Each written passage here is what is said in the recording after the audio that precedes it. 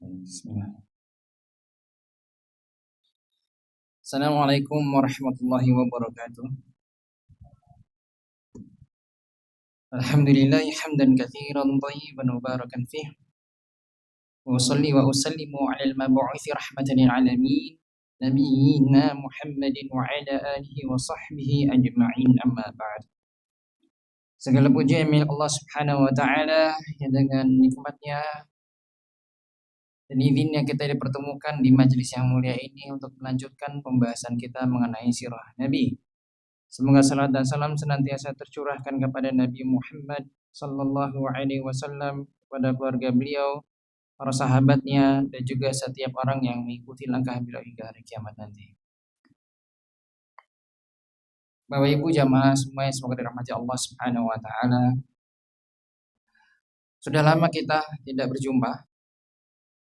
2 tahun ya, Meh. 2 pekan. Baik. Mungkin kita mulai dari nama Nabi sallallahu alaihi wasallam dan nasabnya. Bagi yang belum karena kan nggak di absen ya. Jadi bagi yang belum silakan menyampaikan nasab Nabi sallallahu alaihi wasallam dari Bapak dulu. Silakan. Nanti kalau lupa kita ngulang lagi dari awal, Mas.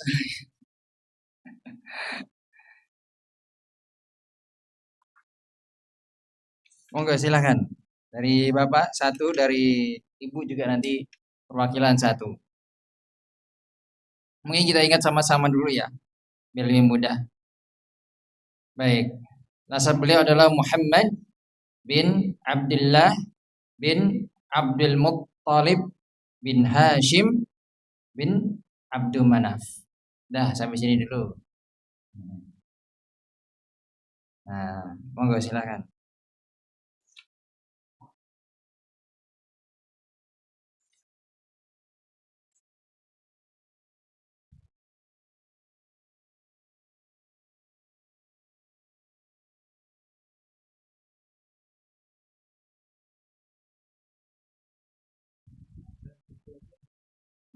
Bapak-bapaknya mana ini? Kurang semangat ini.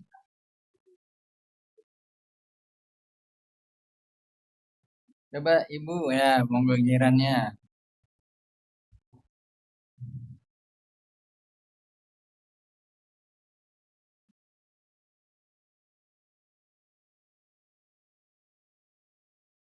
Ayo kita semangat.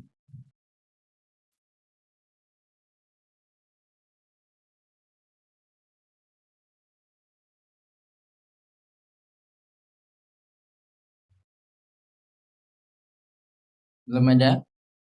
Ya, ini PR ini. PR kita bersama. Ya. Jadi yang kita harapkan adalah ini Nabi kita yang mulia. Jadi Rasul kita, suri taudan kita, minimal kita tahu nasab beliau sampai Abdul Manaf tadi. Mungkin kita bingung, ya kan kita tahulah nama beliau Muhammad, ada Ahmad. Ya, tapi segitu tidak cukup lah kita menunjukkan rasa mengagungkan kita kepada Nabi Sallallahu Alaihi Wasallam, rasa cinta kita kepada Nabi Sallallahu Alaihi Wasallam. Kita tambahkanlah, ya rasa cinta kita tunjukkan dengan kita berusaha untuk mengenal nasab Nabi Sallallahu Alaihi Wasallam. Ya, Muhammad bin Abdullah bin Abdul Muttalib bin Hashim bin Abdul Manaf. Dan, ya, dengan niat kita apa? niat kita untuk lebih mengenal Nabi Sallallahu Alaihi Wasallam, lebih mencintai Nabi Sallallahu Alaihi Wasallam. Ini akan mudah-mudahan dengan itu menjadi pahala tersendiri di sisi Allah. Yang itu yang kita harapkan kan gitu.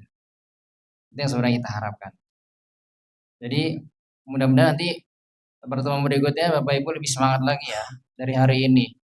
Jadilah minimal 1% lebih baik dari sebelumnya. Ya. Kalau nggak bisa 50%, 1% saja. Ya. Hari ini belum hafal, besok tambahin Muhammad bin, besok lagi Muhammad bin Abdullah, gitu ya. Masya Allah. Baik. Di kesempatan ini, insya Allah kita akan masuk pada fase kelahiran Nabi Sallallahu Alaihi Wasallam. Ya, kita akan masuk ke fase kelahiran Nabi Muhammad Sallallahu Alaihi Wasallam. Jadi kita telah mempelajari bahwasanya bagaimana terakhir itu orang Yahudi masuk ke Jazirah Arab. Kemudian sekarang kita akan masuki fase kelahiran Nabi SAW. Kalau di buku kita akan masuk di halaman 61. Ya.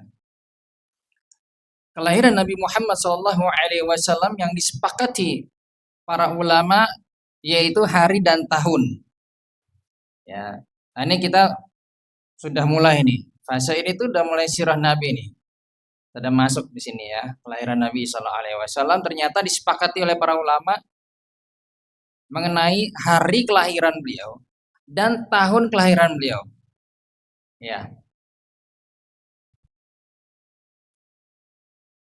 Berarti hari yang disepakati oleh para ulama Nabi Muhammad Sallallahu Alaihi Wasallam lahir di hari Senin. Disepakati oleh para ulama. Buktinya apa? Buktinya dari hadis Nabi Sallallahu Alaihi Wasallam dalam hadis yang sahih riwayat Imam Muslim, di mana Nabi Sallallahu Alaihi Wasallam pernah ditanya, kenapa kamu puasa di hari Senin? Hari Senin terus, ada apa? Dzaka yaumun wulidtu. Karena hari Senin itu hari aku dilahirkan. Nah, jadi karena ada hadisnya, riwayatnya sahih, maka para ulama udah nggak bisa membantah lagi. Ini sepakat hari Senin, hari kelahiran Nabi Sallallahu Alaihi Wasallam. Ada yang di sini hari lahirnya hari Senin? Atau nggak inget ya? Atau pernah cari tahu nggak? Nanti bisa ngulik-ngulik tuh di Google ya. Hari kelahiran saya. Tapi cobanya pakai ini bulan bulan Hijriah. Dikonversi dulu ke bulan Hijriah. Ya. Nanti ketemu harinya, oh ternyata hari Senin. Wah, insyaallah. Kemudian kalau nggak salah hari Rabu. Hari Rabu saya. Oh, hari ini. Baik. Tahun disepakati hari kelahirannya adalah tahun juga ternyata. Tahunnya tahun hewan, nama hewan. Apa Pak? Gajah. Ya, tapi nggak pakai mada. Nah, itu nama beda lagi ya. Tahun gajah. Diperkirakan tahun gajah itu adalah kalau dikonversi ke Masehi adalah 571 Masehi. 571. Ya. Jadi udah lama sekali ya. Sekarang 2026. Oh, baik. Ini tahun gajah. Kenapa sih disebut tahun gajah? Karena memang kita semua sudah mengenal ketika seorang menamakan tahun itu dengan sesuatu tuh berarti ada fenomena yang luar biasa terjadi ya saat itu. Kalau kita mengingat tentang ya ini termaktub, tercatat dan disampaikan dalam firman Allah Subhanahu wa taala dalam surat apa Bu? Al-Fil. Betul sekali. Alam tara kaifa fa'ala rabbuka bi ashabil fil. Dan kamu melihat tindakan Allah Subhanahu wa taala kepada pasukan gajah, tentara gajah. Apa yang dilakukan oleh Allah Subhanahu wa taala. Nah, di tahun apa sih latar belakang dari kisah tersebut? Bahwasanya memang kita pernah mungkin mendengar nama Abraha pada kisah ini. Namun Abraha ini bukanlah raja. Rajanya adalah Raja Najasyi namanya. Jadi rajanya dari negeri Habasyah, Najasyi. Najasyi ini bukan nama tapi jabatan raja kayak Firaun di Mesir. Nah, kalau di Habasyah namanya Najasyi. Maka raja ini tatkala itu menguasai wilayah Yaman. Untuk ada yang bisa mengatur pemerintahan di sana, maka diutuslah Abraha. Ya, jadi ini jadi pemimpin di wilayah Yaman. Nah, kala itu. Nah, tersebarlah dia menyebarkan agama karena Raja Najasyi ini beragama Nasrani, ya, kan bekerja sama dengan Romawi. Jadi sama-sama agama satu gitu, Nasrani. Agama Kristen. Kemudian setelah itu diutuslah Abraha yang juga menyebarkan agama tersebut di Yaman. Populerlah ya agama Nasrani di wilayah Yaman. Sampai-sampai Abraha ini saking ingin menjilat Raja Najasyi ingin membangun gereja terbesar. Gereja yang megah, mewah. Ya. Yang nanti menjadi apa namanya ya? Bisa mengalihkan perhatian orang-orang Arab, bangsa Arab dari Ka'bahnya bangsa Arab itu yang di Mekah ke gerejanya. Ya gitu. Dibangunlah itu. Gereja tersebut sudah megah, sudah besar, kemudian dengarlah berita-berita bahwasanya ada gereja di Yaman yang besar. Lalu bangsa Arab di antaranya ada kaum Quraisy, satu oknum ini mendatangi ke sana, kemudian ya melakukan istilahnya penghinaan terhadap gerejanya. Ya, dilumuri kotorannya dia dan sebagainya. Gara-gara oknum ini. Kemudian ketahuan lah ternyata berita ini nyampe ke Abraha dan tentunya sangat murka, marah dan lain sebagainya. Akhirnya ingin menghancurkan Ka'bah karena tahu ini bangsa Arab yang yang dimana memuliakan Ka'bah. Ya, jadi pusat waktu itu ya, mana orang-orang melakukan masih ritualnya ajaran dari Nabi Ibrahim alaihissalam yaitu haji. Kemudian datanglah Abraha dengan pasukannya. Nah, pasukan membawa pasukan gajah. Ada yang mengatakan 8 sampai 12 gajah, ya. Dan salah satu gajah itu ada yang gajah terbesar, dinamai Mahmud. Gajah terbesar dinamakan Mahmud. Fokusnya apa? Kenapa mereka bawa gajah? Bukan tank, ya karena belum ada tank di situ. Kalau ada tank ya dibawa, cuma gajah. Untuk apa? Menghancurkan Ka'bah. Ya. Nah, akhirnya berjalanlah pasukan ini dipimpin oleh Abraha sampai akhirnya mendekati kota Mekah. Singkat cerita sampai mendekati kota Mekah. Kemudian ternyata ketika singgah di suatu tempat di situ Abraha merampas yang di situ ada onta-onta, ya, merampas onta-onta itu sekitar 200 ekor milik, ternyata onta-onta itu miliknya Abdul Muttalib. Siapa Abdul Muttalib? Kakeknya Nabi Sallallahu Alaihi Wasallam. Kakeknya Nabi Sallallahu Alaihi Wasallam ya, kan Muhammad bin Abdullah bin Abdul Muttalib. Nah, akhirnya sampai beritanya kepada Abdul Muttalib. Ya, kalau onta-ontanya yang di wilayah situ dirampas sama Abraha. Datanglah Abdul Muttalib menemui Abraha menyampaikan bahwasanya singkat cerita ini onta-onta saya kemana? Serahkan, balikan ke saya.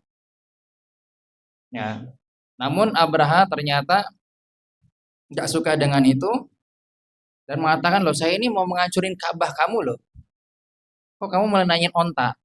Gitu. Kenapa kamu nggak menghalangi saya untuk tidak menghancurkan Ka'bah?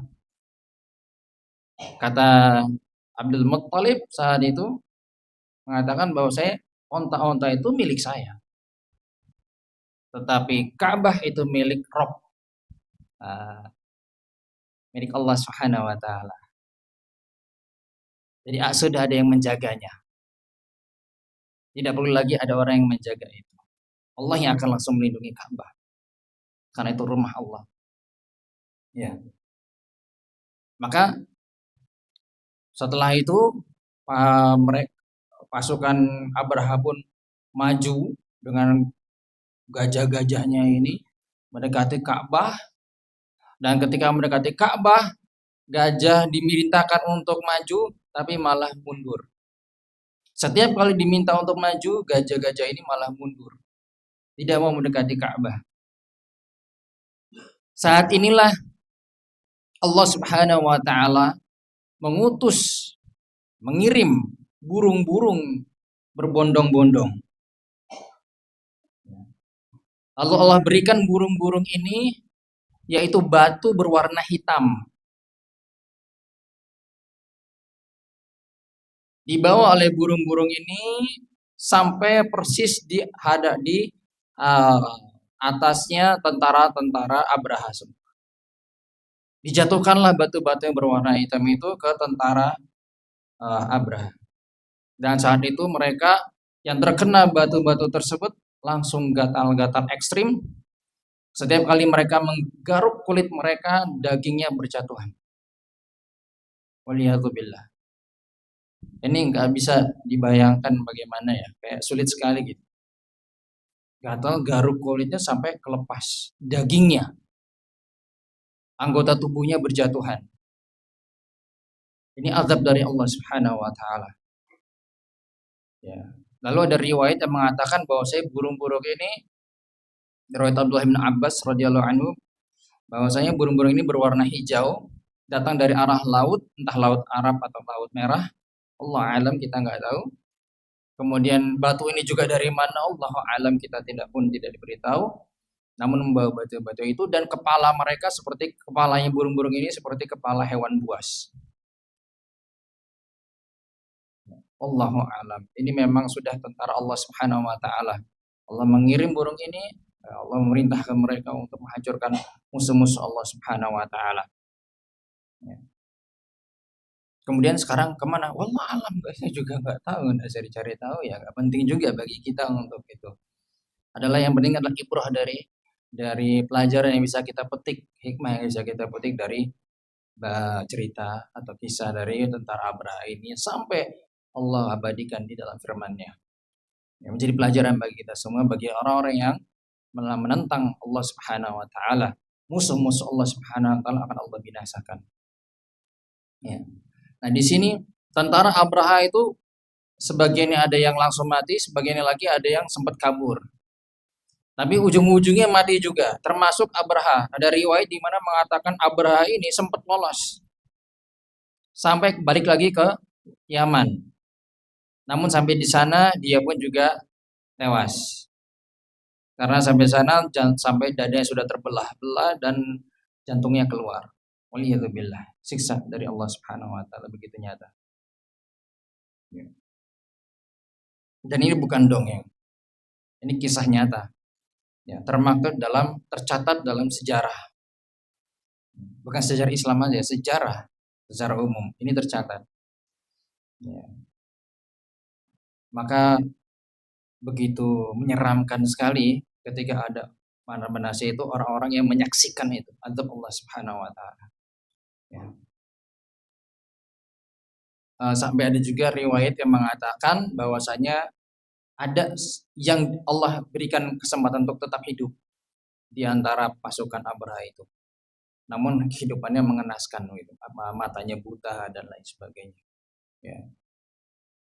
Jadi intinya adalah musuh Allah akan binasa. Nah, peristiwa itulah yang dinamakan akhirnya tahun gajah, gitu ya. Karena peristiwa itulah peristiwa besar itu yang luar biasa, maka dinamakan tahun gajah. Dan di Arab tidak ada gajah begitu ya. Jadi ini suatu fenomena yang luar biasa sampai membawa hewan tersebut ke wilayah Arab. Baik, jadi apa Pak Bu yang disepakati tadi kelahiran Nabi Shallallahu Alaihi Wasallam hari Senin dan tahun gajah. Kalau dikonversikan ke Masehi maka tahun 571. Baik. Berarti kalau hal yang disepakati berarti ada yang tidak disepakati. Betul. Apa yang tidak disepakati? Ada dua, bulan dan tanggal. Nah, bulannya tidak disepakati, tidak ada ulama yang sepakat tentang bulannya, tidak ada ulama yang sepakat tentang tanggal kelahiran Nabi Shallallahu Alaihi Wasallam. Mari kita simak yang bulan dulu. Yang bulan ini ada tiga pendapat. Ada yang mengatakan bulan Safar, ada yang mengatakan bulan Rabiul Awal. Nah, ini bulan ini. Sama bulan Ramadan. Ada tiga. Namun semuanya mengerucut memang pendapat yang lebih kuat adalah Rabiul Awal. Ya, Rabiul Awal. Dari tiga pendapat ini. Adapun tanggalnya beraneka ragam, variasi. Mulai ada yang berpendapat tanggal 2 Rabiul Awal, tanggal 8 Rabiul Awal, 9, 10, 12, 17 Rabiul Awal. 2, 8, 9, 10, 12, 17. Berarti ada 6 pendapat di antara ulama yang mengatakan tanggal kelahiran Nabi Sallallahu Alaihi Wasallam tanggal sekian, sekian, sekian. Oke. Dari sini ini pendapat yang cukup kuat di antara para ulama. Semuanya mengerucut. Kalau dikerucutkan maka ini akan ketemu tanggalnya adalah dari 6 tanggal tersebut tanggal 8 sampai 12. 8 sampai 12 itu berarti ada 8, 9, 10, 11, 12, 5 hari. Mengerucut dari tadi 6 jadi 5. 17 dikecualikan. Tidak ada. Berarti 8, 9, 10, 11, 12. Baik, berarti 5 hari. Ini berarti dalam sepekan kita punya 7 hari. Berarti ada 2 hari yang dikecualikan. Nah, sekarang kita tahu harinya hari apa, Pak? Senin. Menurut ulama atau menurut sebagian ulama yang ahli hisab, ahli falak, ilmu hisab, menghitung, ya, mengkalkulasikan itu. Pada bulan Rabiul Awal, di tanggal ini 8, 9, 10, 11, 12. Hari atau tanggal apa jatuh pada hari Senin? Tanggal berapa yang jatuh pada hari Senin? Karena saya begitu kan logikanya ya. Setelah dicek ternyata menurut sebagian mereka berpendapat setelah dihitung dengan kalkulasinya hari Senin jatuh pada tanggal 9 Rabiul Awal. Jadi 8, 9 hari Senin.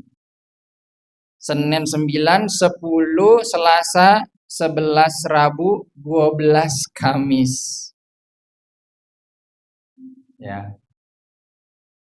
Oh, ini menyesatkan ini 12 Rabu masa Kamis ini. Tenang, ini kan pendapat ulama bukan saya ya. Nah, ini kan dikutip pendapat ulama. Ulama ahli hisab sama ahli falak ini. Ya. Pakai ngitung-ngitung itu. Ya, ketemunya tanggal 9.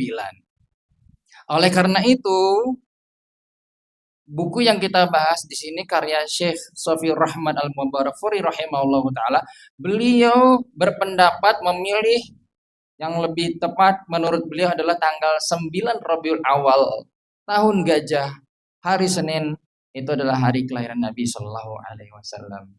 Nah, gitu ya. Dan ini diakui, buku ini diakui sedunia. Ya. Ini karya ilmiah. Menurut riset beliau adalah sekian. Ya. Mungkin menurut orang lain risetnya bisa berbeda, betul. Ya. Namun di riset beliau. Sehingga tidak bisa ditemukan tanggal kesepakatan ulama di sini. Oh, taruh kelahiran Nabi ada 12 Rabiul Awal. Tidak bisa. Karena ada perbedaan pendapat ulama yang begitu besar di sini. Begitu. Ya. Jadi sulit kalau kita mau meyakini dan menetapkan dengan pasti kelahiran Nabi tanggal 12 Rabiul Awal. Memang ya. Baik.